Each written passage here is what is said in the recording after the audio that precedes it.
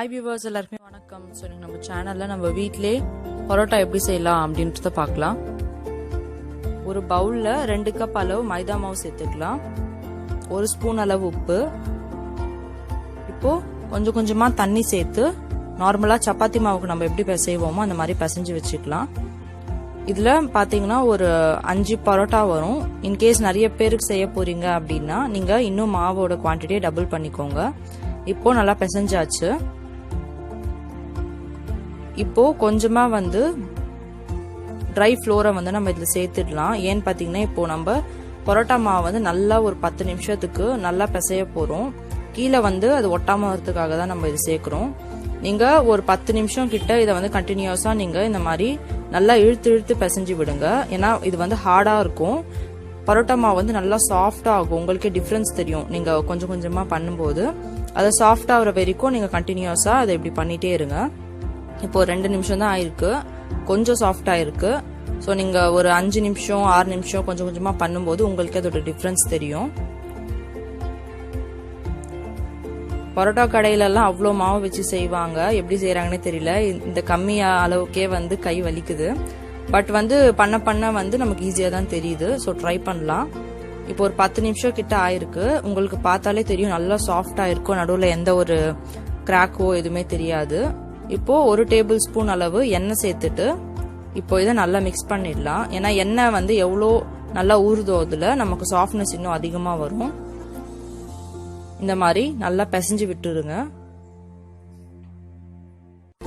இப்போ இந்த மாதிரி அதை இன்னும் கொஞ்சம் இழுத்து இந்த மாதிரி ரவுண்ட் பண்ணுங்க. அப்பதான் உள்ள எல்லாம் கூட எண்ணெய் போய் சேர்ந்து கரெக்டா எல்லா இடத்துலயும் ஸ்ப்ரெட் ஆயிருக்கும். இப்போ இந்த அளவு சாஃப்ட்னஸ்ல இருக்கு பாத்துக்கோங்க. இப்போ ஒரு பவுல்ல நம்ம வச்சுட்டு ஒரு 1 மணி நேரம் கிட்ட இதை விட்டுறலாம். மேல இன்னும் கொஞ்சம் எண்ணெய் போட்டுக்கோங்க. நம்ம எவ்வளவு நேரம் அதை ஊற விட்டுறோமோ அவ்வளோ சாஃப்ட்னஸ் நமக்கு கிடைக்கும். இப்போ ஒரு 1 மணி நேரம் ஊற விட்டுறலாம். இப்போ கரெக்டா 1 மணி நேரம் ஆயிருக்கு. நல்லா சாஃப்டா இருக்கு பாருங்க. டைம் இன்னும் நீங்க 1.5 மணி நேரம் விட்டா கூட ப்ராப்ளம் இல்ல. இன்னும் நல்லா சாஃப்டா இருக்கும். ஒரு முறை நல்லா பிசைஞ்சிக்கோங்க.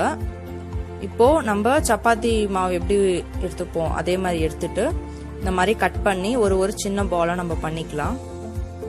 இதுல பாத்தீங்கன்னா கரெக்டா 5 நம்பர்ஸ் ஆஃப் பரோட்டா வருது. இப்போ ஒரு லேயரா எடுத்து இந்த மாதிரி ரவுண்ட் பண்ணி வச்சுக்கோங்க. பார்த்தாலே தெரியும் நல்லா சாஃப்டா இருக்கு பாருங்க மாவு.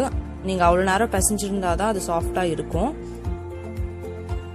இதே மாதிரி எல்லாத்தையும் பால் ஷேப்ல பண்ணிட்டு மேல இன்னும் கொஞ்சம் எண்ணெய் போட்டுட்டு ஒரு 20 நிமிஷம் மறுபடியும் நம்ம க்ளோஸ் பண்ணி விட்டுறலாம். உங்ககிட்ட எண்ணெய் இல்ல அப்படின்னா நீங்க பட்டர் கூட அப்ளை பண்ணிக்கலாம்.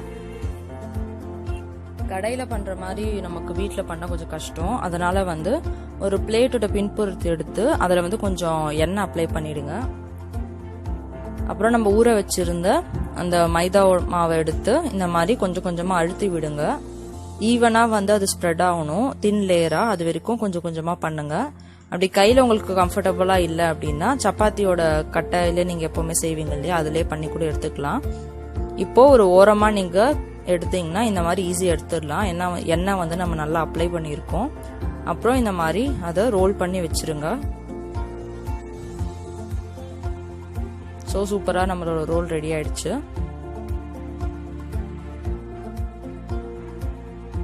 இப்போ செகண்ட் மெத்தட் பாத்தீங்கன்னா உங்களுக்கு இன்னும் நிறைய லேயரா வரணும் அப்படின்னு நினைச்சீங்கன்னா ஃபர்ஸ்ட்ல பண்ண மாதிரியே அது எவ்வளவு மெலிசா பண்ண முடியுமோ ஸ்ப்ரெட் பண்ணி எடுத்துக்கோங்க. கத்தி எடுத்துட்டு அதில் கொஞ்சம் கொஞ்சமா இந்த மாதிரி ஸ்ட்ரெயிட்டா கட் பண்ணி விடுங்க. உங்களுக்கு ரொம்ப தின்னா வரணும் லேயர் அப்படின்னா நீங்க இன்னும் கூட கிட்ட அதை கட் பண்ணி எடுத்துக்கலாம். இப்போ கட் பண்ணதுக்கு அப்புறம் ஒரு கார்னரையும் கொஞ்சம் கொஞ்சமா இந்த மாதிரி தள்ளி விட்டு எடுத்துக்கோங்க. நம்ம கட் பண்ணி இருக்கிறதால சென்டராவோ இல்ல ப்ராப்பராவோ எடுக்கல அப்படின்னா அது தனித்தனியா உதிரியா வந்துடும். அப்புறம் உங்களுக்கு பரோட்டா ஷேப் கரெக்டா கிடைக்காது. இதையும் நம்ம நல்லா ரோல் பண்ணி எடுத்துக்கலாம். இது ஒரு மெத்தட். உங்களுக்கு எது கம்ஃபர்டபுளோ நீங்க அப்படியே பண்ணி எடுத்துக்கோங்க. இப்போ நான் இன்னும் இதை 15 நிமிஷம் ஊற வைக்க போறேன். உங்களுக்கு அப்படி இல்ல டைம் இல்ல அப்படின்னு நீங்க நினைச்சீங்கன்னா இப்போ கூட நீங்க ஸ்ட்ரெயிட்டா பரோட்டா செய்ய ஸ்டார்ட் பண்ணிடலாம். 15 நிமிஷம் ஆயிடுச்சு. இப்போ அந்த ரோலை எடுத்து உங்களால் எவ்வளோ தின்னா பண்ண முடியுமோ நம்ம எப்படி அதிரசத்துக்கு தட்டுவோம் அதே மாதிரி தட்டி எடுத்துக்கலாம். தின்னா பண்ணாதான் மாவு வந்து சீக்கிரமாக உள்ள வேகும். நமக்கு அந்த லேயரும் வந்து அப்போதான் நமக்கு ஈஸியாக தெரியும். இப்போ பண்ணியாச்சு. பேன் வந்து மீடியம் ஃப்ளேம்லேயே கொஞ்சம் நல்லா ஹீட்டாக இருந்தால் போதும், ஹை ஃப்ளேமில் வைக்காதீங்க.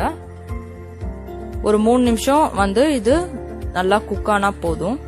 2 பக்கமும் அப்பப்போ கொஞ்சம் கொஞ்சமாக திருப்பி விடுங்க. ஒரு 30 செகண்ட்ஸ்க்கு வந்து இந்த மாதிரி திருப்பி விடுங்க. அந்த கலர் சேஞ்ச் ஆகுறது உங்களுக்கு ஆட்டோமேட்டிக்காக தெரியும். ஸோ பார்த்தீங்கன்னா இப்போ கொஞ்சம் ப்ரௌன் கலருக்கு அது சேஞ்ச் ஆகிருக்கும். வேணும்னா இதுக்கு மேலேயும் வந்து கொஞ்சம் எண்ணெய் அப்ளை பண்ணிக்கோங்க 2 சைட்லேயுமே. அவ்வளோதான், நம்மளோட சூப்பரான பரோட்டா ரெடி ஆயிடுச்சு. இப்போ இதை ஒரு லேயர் மாதிரி வச்சுட்டு இந்த மாதிரி 2 சைட்லயும் வச்சு இதை நல்லா இந்த மாதிரி க்ரஷ் பண்ணி விட்டுக்கோங்க. அது சூடா இருக்கும் போதே நீங்க இப்படி பண்ணாதான் லேயரா வரும். ஃபர்ஸ்ட் ஹார்டா இருக்கும், பண்ண போக போக வந்து நமக்கு இந்த மாதிரி சாஃப்ட் ஆயிடும்.